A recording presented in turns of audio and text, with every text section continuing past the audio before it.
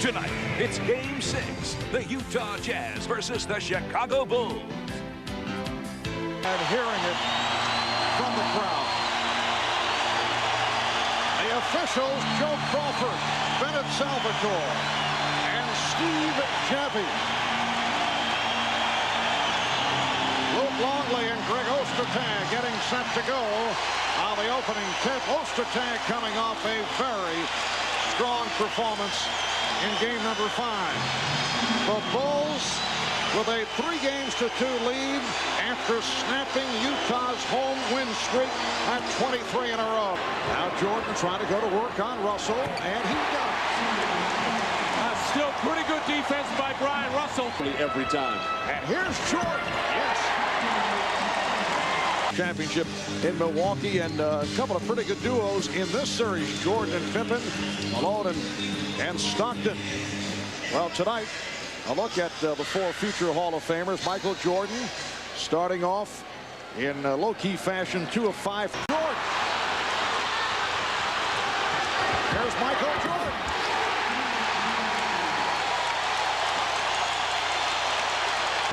How about Chicago with 29 points and just under 3 minutes remaining in the first half? Jordan for 3. Yes. Out of 3. Here's Jordan getting the step and hitting. 0.6 of a second remaining. Oh, Malone and Rodman bumping each other. Oh, well, the Chicago Bulls are hoping to wrap it up here tonight. And Michael Jordan cuts it to a 5-point Utah lead. Now Jordan posting up and finishes with the fadeaway.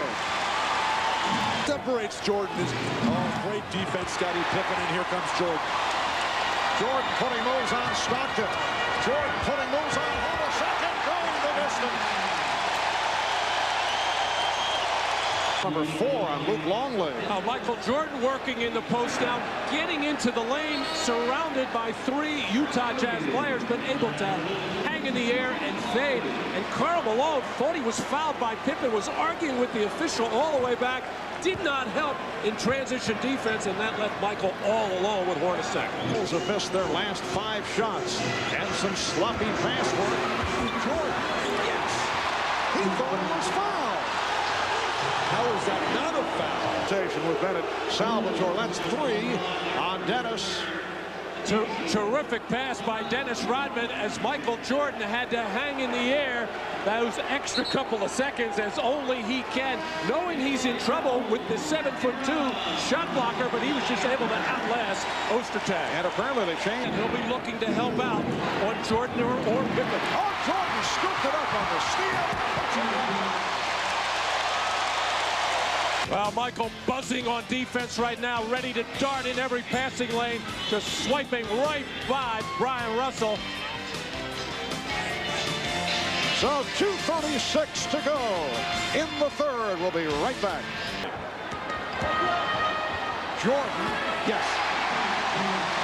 Anderson, I don't think you can let Michael Jordan. Oh, what a pass. Anderson blowing the stuff. He thought he was fouled.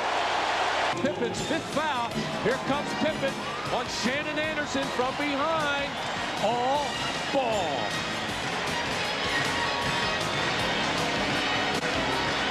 Jerry Sloan very upset. He was looking for the foul call, obviously, on Pippen. Jordan. You can't just open up the floodgates. Michael Jordan just able to overpower Shannon Anderson. Nothing Hornacek could do. He's playing with 5 personal fouls. Could not convert the layup. That's the second time he's blown the layup, and this time Jordan comes right back, looking to extend to a 7th game.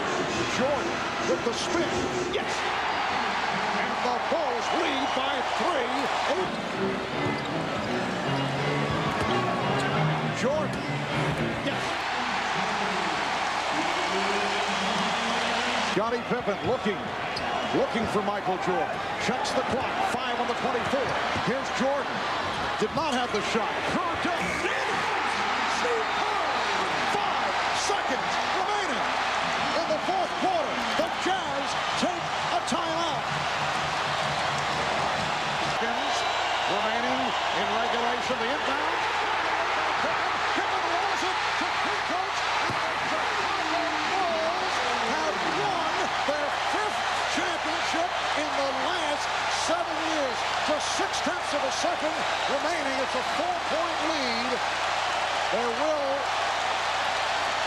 Now probably they'll say now it's over.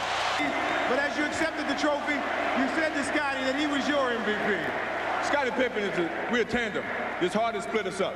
He means a lot to me when I go out and play on the basketball court. He relieves a lot of the pressure that I have to deal with. I try to do the same for him.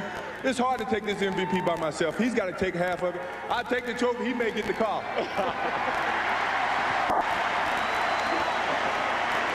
It was the 1996-1997 NBA season when Michael Jordan broke out the Air Jordan 12. The season of the infamous flu game, the Bulls going 39-2 at home in the regular season, and the season where Jordan and the Bulls won their 5th championship. What's going on, squad? It's PinoE here, and this is the history of the Air Jordan 12. The Air Jordan 12 was the 10th pair to be designed by Tinker Hatfield, and for this pair, he grabbed his inspiration from 2 sources: a woman's dress boot, and more obviously the Japanese flag and the rays emanating out of it. 5 colorways were released, and this was the first pair to feature Zoom Air. In 96-97, there were 5 pairs to release, and the first pair to drop were the Taxi 12s, which were then followed by the White Varsity Red 12s, the Obsidian 12s, the Black Varsity Red 12s, and lastly, the Playoff 12s. This was before the time where shoes all had nicknames, and the Black Varsity Red pair got its flu game name after Game 5 of the NBA Finals, when Michael Jordan had the flu, some say he was hungover, and still managed to put up 38 points, leading the Bulls to a Game 5 win. Retail in 96-97 was $135. It wouldn't be until 2003 that Nike would retro the Air Jordan 12, and in that year they brought us 1 OG and 2 Retro Plus colorways. The first to drop were the Black Varsity Red 12s, which were followed by the Retro 12 Nubuck and the White Flint Gray 12s. Retail in 2003 was still $135, except for the Nubuck 12s, and let me explain why. Jordan Brand was ahead of their time, and in 2003 they dropped the Nubuck 12 as a pack, and it was an online exclusive. Now, remember, this was during a time when people were still using dial-up to connect to the internet.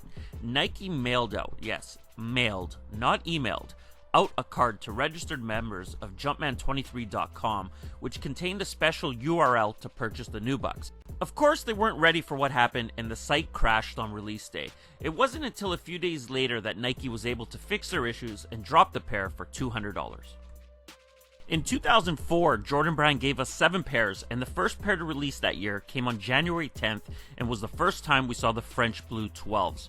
Just under a month later, on Valentine's Day, Jordan Brand dropped 2 pairs. Retroing for the first time were the Playoff 12s, and also a women's exclusive in a UNC colorway release. Another first for the 12 came on April 10th, when the silhouette received a low model in the Obsidian colorway, which were followed by Mellow 12s on May 15th. 2 more lows were released on May 22nd. The first were the Air Jordan 12 Low Taxi and another women's exclusive in a real pink colorway. Retail for the highs remained at $135, while the lows had a retail price of $115. 2008 was a chill year for the model, and the only pair to release in 08 were the Jordan 12 Taxis as part of the CDP pack. Retail price for the pack was $310. Flip the calendar to 2009 and 4 more pairs dropped. The first pair to release in 2009 were the Air Jordan 12 Nubuck. Collectors who didn't have a chance to buy them in 03 now had their opportunity. The next pair were the Rising Sun 12s. As I mentioned earlier in the video, one of the design inspirations behind the shoe was the Japanese flag, and the designers at Jordan Brand decided to honor that inspiration by releasing a whole shoe dedicated to it. The Rising Suns were then followed by the Air Jordan 12 Flu Game. The traditional leather upper was replaced by Nubuck, and they received the stamp on the heel of the 97, a flu logo, and 38. The 97 represented the year, the logo represented the flu, and 38 represented the 38 points MJ dropped in Game 5 of the NBA Finals. And the last pair to release in 09 were the Cherry 12s, which dropped on December 19th. Retail in 09 got a slight bump, and pairs were selling for $150. It's 2011, and Jordan Brand decides to drop 2 more pairs of lows. The Air Jordan 12 Low Taxi dropped on April 9th, which was the second time this pair would release within 7 years, and on May 28th, the Black Varsity Red Low dropped. Retail for the lows was $115. Let's move to 2012, and 3 more pairs were released. Things kicked off on April 21st when Jordan Brand gave us another retro of the playoff 12s. The playoffs were followed by the Air Jordan 12 Bobcats on May 19th, and the last pair to release this year were the Obsidians on June 23rd. Retail price got another slight bump, and pairs were retailing for $160. We're now in 2013, and on December 14th, Jordan Brand released the Taxi 12s. Again. Only 12 days later, on December 26th, the Air Jordan 12 Retro Gamma dropped, and retail price was now $170. There weren't any 12s in 2014, but in 2015 we did get one pair. The PSNY Air Jordan 12 were the first time the model got the premium treatment with a full suede upper. These retailed for $300 and were a very limited drop.